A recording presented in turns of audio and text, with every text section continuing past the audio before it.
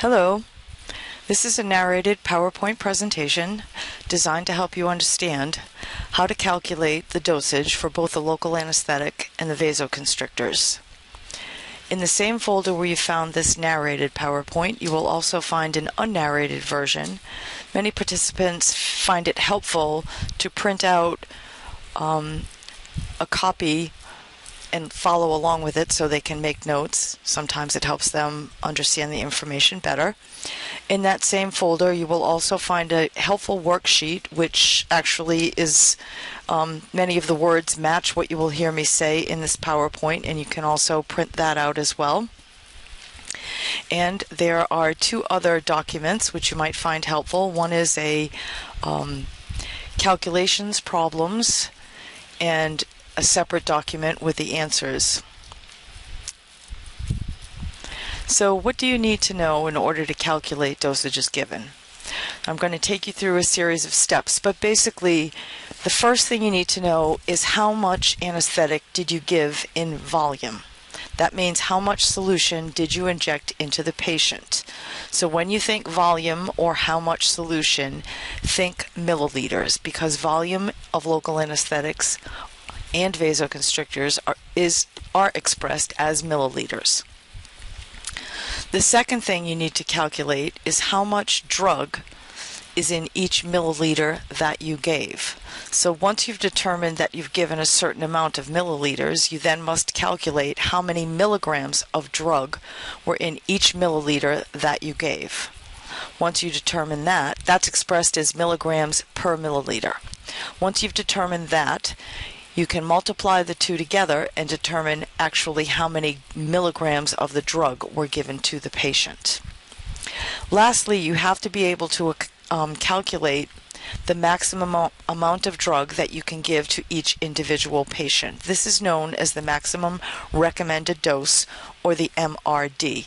So as you will learn, each drug has a maximum recommended dosage that has to be calculated or has to be known so that you will not give the patient too much anesthetic and therefore run the risk of the patient becoming toxic. As you probably know, a local anesthetic cartridge looks like this, and for our purposes, we're going to say that the anesthetic cartridge contains a total volume, if you administer the whole cartridge, of 1.8 milliliters. However, this next slide will contradict what I just said. Many of you may have realized that lately local anesthetic cartridges, instead of being labeled 1.8 milliliters, are now labeled 1.7. The history behind this has to do with the Food and Drug Administration, who asked drug manufacturers to guarantee the amount that they put into each cartridge. And the manufacturers cannot guarantee that you can deliver an entire 1.8 milliliters, but they can guarantee that you will deliver at least 1.7. In actuality, the average cartridge contains more than that. The average cartridge contains 1.76 milliliters. Malamed suggests that we still continue to use the amount of 1.8 milliliters when we do our drug calculations. And I happen to agree for two reasons. 1.8 is an even number and divides into a lot of our calculations more easily. And secondly, if we are in fact delivering 1.76 and we say we're delivering 1.8, we're actually delivering less than we think to the patient, and that's safer for the patient's benefit. So step number one, as I said, is to determine how much solution was administered to the patient, and this is volume. So if you give one entire cartridge, it is 1.8 milliliters. If you divide that in two and you only give a half a cartridge, you are delivering 0.9 milliliters. Half of 0.9, or 1/4 of a cartridge, is 0.45 milliliters. And as you can see, a third of a cartridge, or 3 divided into 1.8, is 0.6 milliliters. Twice that amount, or 2/3 of a cartridge, is 1.2 milliliters. These numbers are handy to try to keep in your memory bank so that you don't have to go figuring it out each time that you administer it. This diagram will probably help you understand it a little better. When you divide the cartridge in half, you are giving 0.9 milliliters. As you become more experienced at your practice of administering local anesthesia, you will realize that very quickly you can learn how to visualize how much solution still remains in the cartridge so that you will know how much solution you've actually injected. It's also helpful when your anesthetic technique calls for less than a cartridge. For example, if you're supposed to deliver say 2/3 of a cartridge to get an adequate block, and you know that that's 1.2 milliliters, it's helpful to be able to visualize when you have 1/3 of the cartridge remaining so that you give an adequate amount of drug. In my experience, newer clinicians tend to under-administrate, probably out of anxiety, but it doesn't take too long before you can visualize splitting the cartridge into either halves, quarters, or thirds so that it's a little bit easier.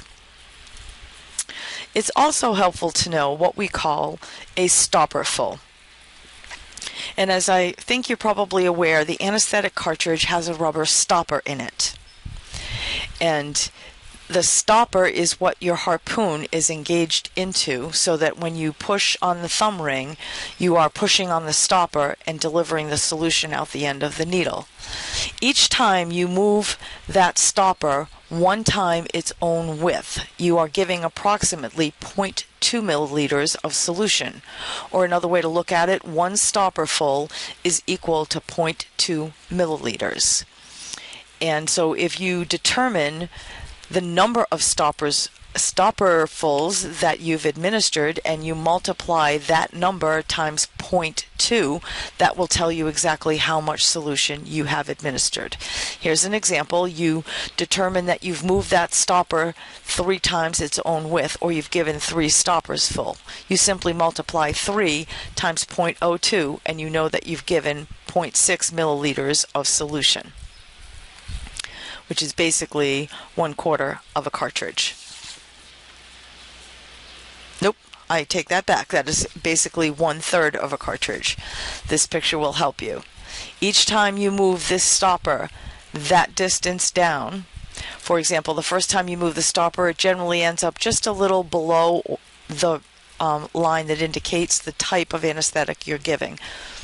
That would be 0.2 milliliters. And you'll see that you divide the whole cartridge, and it will tell you exactly how much you have administered.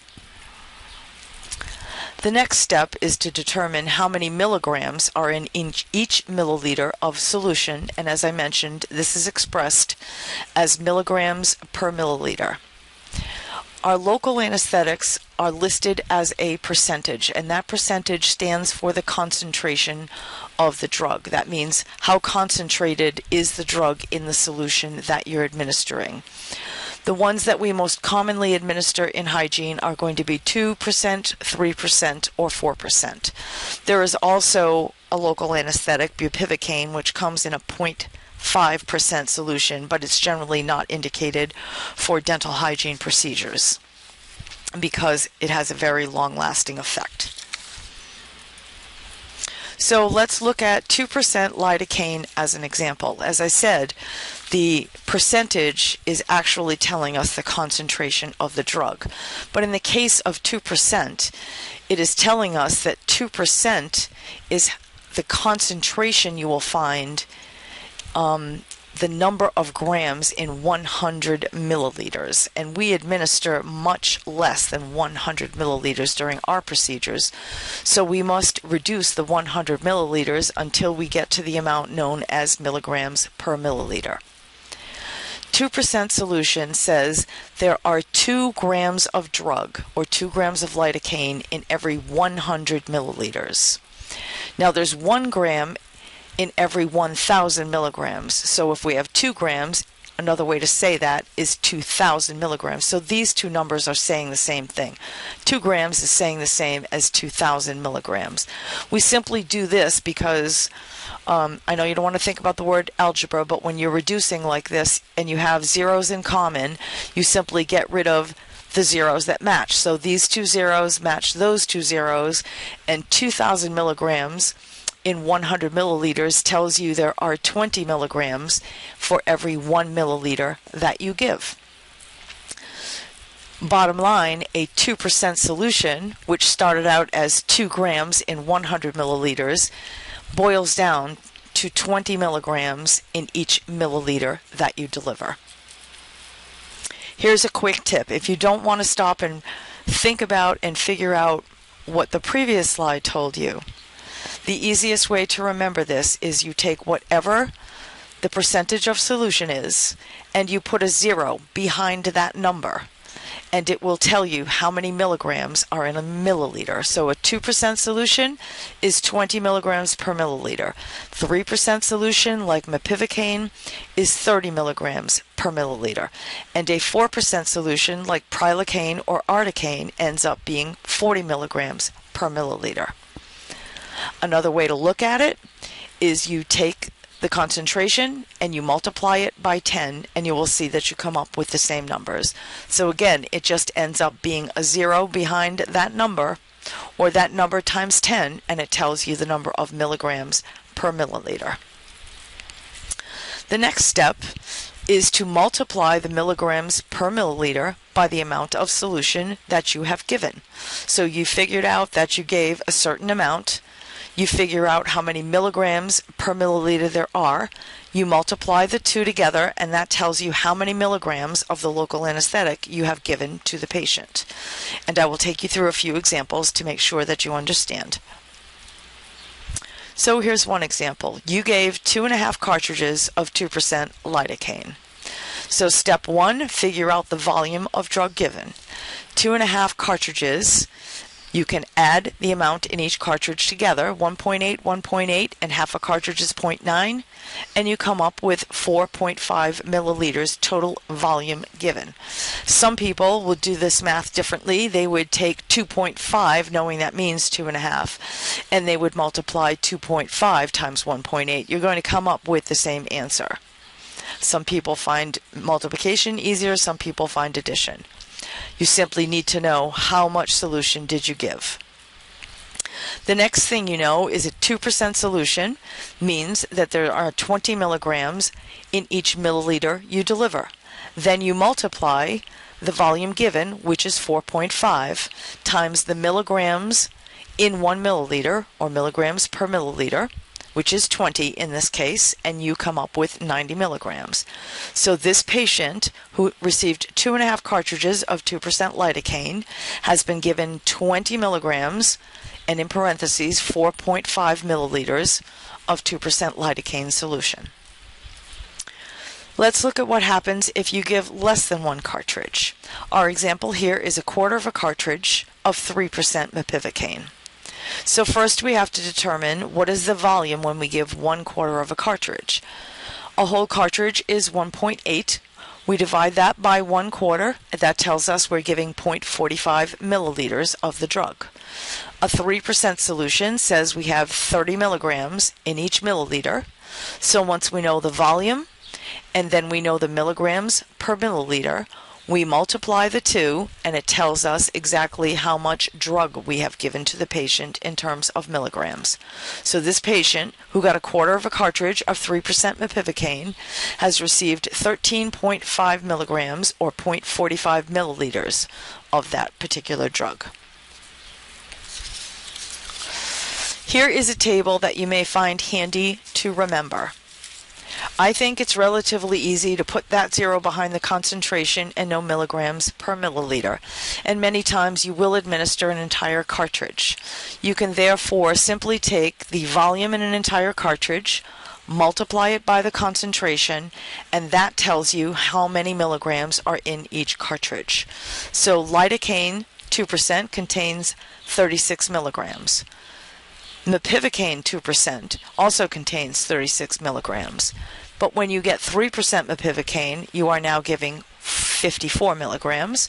4% prilocaine or articaine will give the patient 72 milligrams. And if you should ever use 0.5% bupivacaine, the patient will be delivered 9 milligrams for an entire cartridge.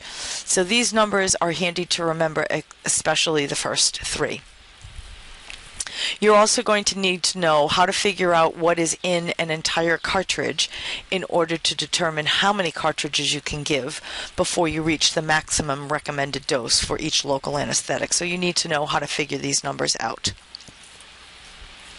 Let's talk a little more about this maximum recommended dose. The MRD is a safety measure that we use in order to avoid giving a toxic amount of drug to our patients. And as you know, dentistry uses several different drugs that come in different concentrations. Each of these drugs all have an MRD, and that MRD can be based either on the patient's weight, which we're going to have to determine how many milligrams we can give them for each pound that they weigh, or the drug can have an absolute maximum, meaning regardless of how much a patient weighs. If you have, say, a 250 pound patient, you cannot base the MRD on the milligrams per pound, because you will see in my examples that that would bring you over the absolute maximum. So for our patients who weigh less, most likely we're going to base our MRD on milligrams per pound. And for our patients who weigh a little more, we have to figure out whether or not we should go over the absolute maximum. The other thing to keep in mind is when we have patients who are underweight, children, young people, elderly people, medically compromised people, they are all going to metabolize and excrete these drugs differently, and the MRD for them should be lowered. In case you happen to be using something other than the current edition of Malamed, which is the 6th edition, it is important for you to know that his older editions listed 2 different MRDs for our local anesthetics. He listed the manufacturer's MRD and his own personal MRD, which in most cases, and if not all cases, was lower than that listed by the manufacturer. And for some people, this created confusion. They weren't sure which MRD they should be paying attention to. So in order to avoid confusion, in his current edition, Dr. Malamed lists only the MRDs for our local anesthetics that have been approved by the Food and Drug Administration. And the examples I'm using in these slides reflect the MRDs noted in the current edition of Malamed. So let's take a look at how we would determine the MRD based on our patient's weight. I'm going to use 4% prilocaine as an example. 4% prilocaine has an MRD based on weight of 3.6 milligrams for each pound that the patient weighs, but never to exceed a maximum dosage of 600 milligrams. So we'll use easy math here. We'll say we have a patient who weighs 100 pounds.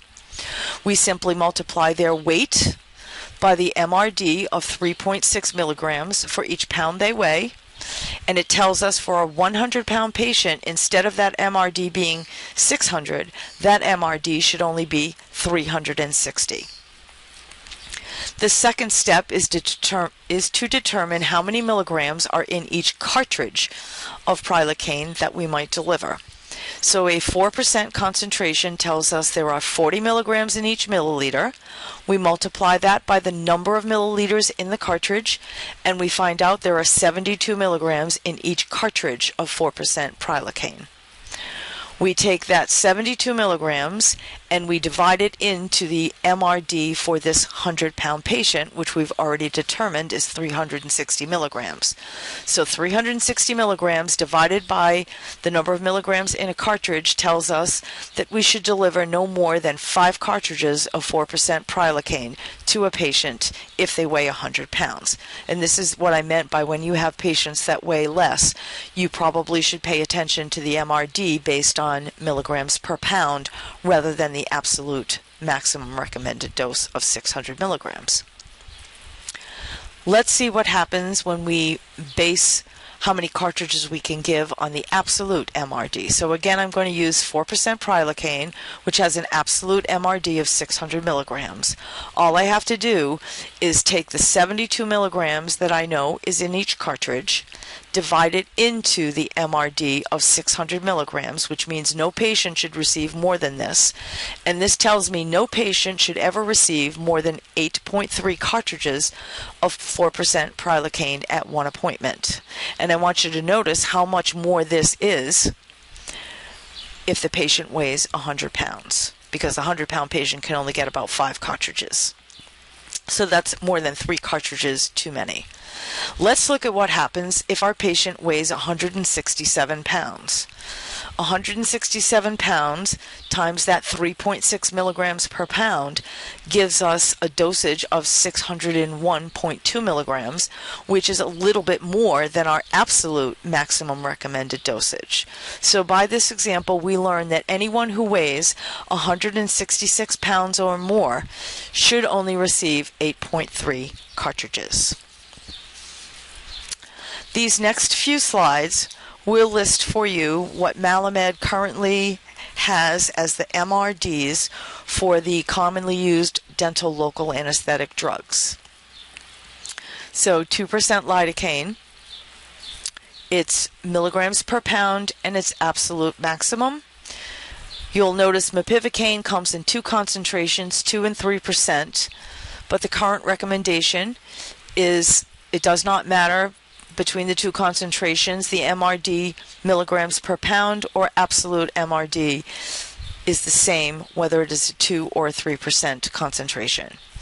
Prilocaine we have already gone through. Another popular anesthetic used in dentistry today is 4% articaine, and you will notice that according to the manufacturers in the United States and the FDA, articaine only lists an MRD based on milligrams per pound. There is none currently listed as an absolute maximum for articaine. Previous editions of Malamed cited an absolute MRD of 500 milligrams for this drug. And lastly, we have the drug bupivacaine, which is hardly ever used in dental hygiene practice. In the United States, it lists an absolute maximum of 90 milligrams, but no milligrams per pound in the United States, only what you see listed here, and that is listed under Canadian federal regulations. Vasoconstrictors. We must also be able to calculate the dosage of vasoconstrictor that we give to our patients for the same reason. By law, we have to know how much drug we gave the patient, and vasoconstrictors also have maximum recommended dosages based on the patient's medical status.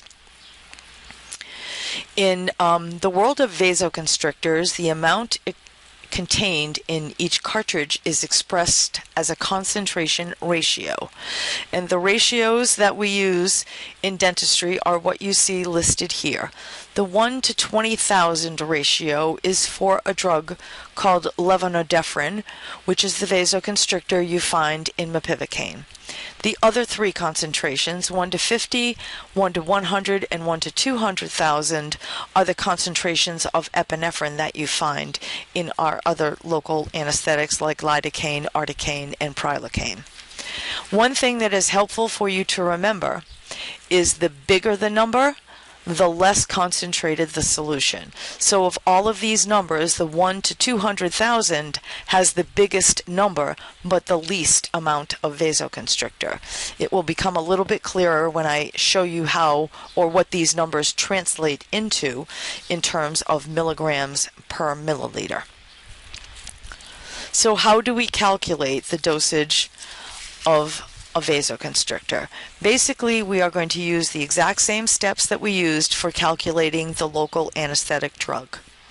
We need to know how much volume or how much solution in milliliters did we give the patient. Then we need to know how many milligrams are in each milliliter that we deliver. We will multiply those same 2 numbers as we did before, and that will tell us the milligrams of vasoconstrictor we have given to the patient. When we want to calculate how many cartridges we can give before we reach the MRD, we are going to figure out how much vasoconstrictor is in each cartridge, and we're going to divide that into the maximum recommended dosage for that particular vasoconstrictor, as you will see in the examples that follow. So how do we calculate milligrams per milliliter for a vasoconstrictor? Well, basically it's done the same way, but it starts to get a lot more confusing to some people because the numbers are bigger, and some people just give up and say, I can't figure that out. But give it a try because it's really not that hard. Let's use epinephrine 1 to 100,000 as our example because this is by far the most common ratio of vasoconstrictor that you are likely to use. So when you see 1 to 100,000, this means for every 100,000 milliliters of solution, there is 1 gram of epinephrine. We don't come close to considering 100,000 milliliters of solution. So just like we did with our local anesthetic, we have to reduce this number. So 1 gram is the same as 1,000 milligrams. And we're going to do the same thing. We're going to get rid of these 3 zeros and these 3 zeros, and that tells us that there is 1 milligram in 100 milliliters of solution. Well, we don't come close to giving 100 milliliters of solution, and what we want to know is how many milligrams of epinephrine are in only 1 milliliter of solution. In order to find that out, we are going to divide this 100 into that 1 milligram, and that is going to tell us that there is 1/100th of a milligram of epinephrine in each milliliter of solution that we deliver. Again, what I did was reduce this fraction. It told me 1 milligram in 100 milliliters. Divide the bottom number into the top number to come up with this number, and that is how many milligrams are in a milliliter. When I want to determine how much is in a cartridge, I take the milligrams per milliliter, multiply it by that 1.8, and that tells me there are 0.018 milligrams of epinephrine in each cartridge that I administer to my patient. Here is another quick tip. Using the concentration, cross out the last 3 zeros, and that will tell you how many milligrams. That will tell you 1 milligram in how many milliliters. You simply take the bottom number, divide it into the top number to find out milligrams per milliliter. So 1 to 50,000, remove the last 3 zeros, 1 milligram in 50 milliliters, 50 into 1 is 0.02. 100 into 1 is 0.01, 200 into 1 is 0.005. I'll also use this slide to demonstrate how, if you know that the 1 to 100,000 is twice as concentrated as 1 to 200,000, this number will be half of that number. 1 to 100,000 is half as concentrated as 1 to 50,000, so this number will be half of that number. It's really very helpful if you simply just remember 1 to 100,000, 0.01 milligrams per milliliter, multiply it by 1.8 milliliters, and you will get 0.018 milligrams in the cartridge. This slide will show you how many milligrams per milliliter for our concentrations multiplied by the 1.8 and how many milligrams are in each cartridge depending on the concentration ratio. So let's look at what happens if we give more or less than 1 cartridge. We're going to follow the same steps that we used to determine how much we gave of the local anesthetic drug. In this example, we gave a half a cartridge, and it contained a 1 to 100,000 ratio of epinephrine. We know that a half a cartridge is 0.9 milliliters of solution. We know that a 1 to 100,000 ratio is 0.01 milligrams per milliliter. We multiply the two numbers by each other, and that tells us that when we give a half a cartridge at that ratio, we are delivering 0.009 milligrams of epinephrine to the patient. Let's say we give the patient 1 1/4 cartridges with the same ratio of epinephrine. Well, 1 1/4 cartridges of solution is 2.25 milliliters. It's 1.8 milliliters and 0.45 milliliters for that quarter cartridge. We take that number, 2.25, we multiply it by our milligrams per milliliter, and it tells us that when we've given 1 1/4 cartridges of 1 to 100,000 epinephrine, we are delivering 0.0225 milligrams of epinephrine. Let's look at how we calculate the MRD. Well, the MRD for both epinephrine and levonorepinephrine has an MRD if we have a healthy adult patient, but a different and significantly lower MRD if our patient has cardiovascular disease. And a word about patients with cardiovascular disease. The standard of care says it is a patient with diagnosed cardiovascular disease which is fairly well controlled. For most patients, that would mean that if the patient is not controlled, you would probably not be rendering elective dental hygiene care to them anyway. You would most likely dismiss them if their cardiovascular disease is out of control at the moment. Say they present you with a blood pressure of 200 over 115. You probably would not treat them that day anyway. Never mind, give them epinephrine. But the MRD for epinephrine in a healthy patient is 0.2, and for a patient with controlled cardiovascular disease, it's 0.04. This is milligrams per appointment. I advise you to commit these numbers to memory. It is common for these numbers to be asked of you on the nerve exam to get your permit to administer local anesthesia. The MRD for levonorepinephrine is 1 milligram per appointment for a healthy patient and 0.2 milligrams per appointment for a patient with controlled cardiovascular disease. So we need to take 3 steps in order to calculate the MRD. First of all, we have to determine how many milligrams per milliliter there are for the vasoconstrictor.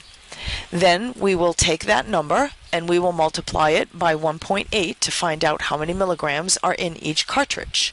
These are the same steps we took to figure the MRD for our local anesthetic. Once we know how many milligrams are in an entire cartridge, we will divide that into the MRD for the vasoconstrictor to find out how many cartridges we can give. Malamed suggests always rounding down to the nearest half cartridge. So in some of my examples, even though the numbers might be slightly higher by 0.3 or 0.2, I have rounded mine down to a number in some instances. It is safer to use less than to use too much, especially in the world of vasoconstrictors. So let's look at epinephrine 1 to 100,000 as our example. As we've already learned, when we have this number, we're going to cross out the last 3 zeros, divide the 100 into the 1, which means that we have 0.01 milligrams in each milliliter we deliver. Multiply that by how much is in the entire cartridge to find out that we have 0.018 milligrams in that entire cartridge. If we have a healthy adult and our MRD is 0.2, we divide the 0.018 per cartridge into the total we can give to learn that we can administer 11 cartridges containing this ratio of epinephrine. I think in most instances you would not come close to administering 11 cartridges, but if you have a healthy adult, you will not be going over the MRD for epinephrine at that concentration. Let's look at what happens with the same ratio if we have a patient with cardiovascular disease and we have to lower the MRD to 0.04. We take the same number, 0.018, and we divide it into the 0.04, and that tells us we can only administer 2 cartridges per appointment to the patient with controlled cardiovascular disease. Here is a slide that you may find helpful to keep in your memory bank. These are the numbers of cartridges you can deliver to a patient based on the ratio. And again, the first 3 that you see here are concentrations for epinephrine, and the last one is the concentration used for the vasoconstrictor levonorepinephrine. So look at the difference 11 if the patient is healthy, and 2 if they have cardiovascular disease. The last thing that you need to know about is what is called the limiting factor. Now, both our local anesthetic and our vasoconstrictor, as we have seen, have a maximum recommended dosage. And in all instances, one, meaning the local anesthetic or the vasoconstrictor, will reach the maximum recommended dose before the other. Whichever one reaches the MRD first is the one that limits the total amount of solution that we can give to our patient, and this becomes known as the limiting factor. And I think my examples will help explain this a little bit better. So here we have 2% lidocaine with 1 to 100,000 epinephrine. We're going to give that to a 115-pound healthy female patient. So the MRD for 2% lidocaine, based on this patient's weight, since she only weighs 115 pounds, we're going to use 3.2, which is the MRD based on weight, multiply it by her weight, and that tells us we can give her a maximum of 368 milligrams. If we divide the milligrams in a cartridge of epinephrine, a cartridge of 2% lidocaine, which is 36 milligrams, into the 368 milligrams for this patient, this tells us we can give this 115-pound patient 10 cartridges of 2% lidocaine. As we saw in the previous slide, since we have a healthy patient and the MRD for epi is 0.2, we divide the milligrams per cartridge into that 0.2, and that tells us we could give this patient 11 cartridges if we were basing it on the MRD for epinephrine. So of these two, the one which limits the number of cartridges we can give this patient is the 2% lidocaine, not the epinephrine, and so the limiting factor becomes the lidocaine, not the epinephrine. In a cardiovascular patient, more than likely that would be the opposite, and the vasoconstrictor would become the limiting factor. So that ends this narrated presentation, and I hope that it has helped you understand how to calculate local anesthetic dosages.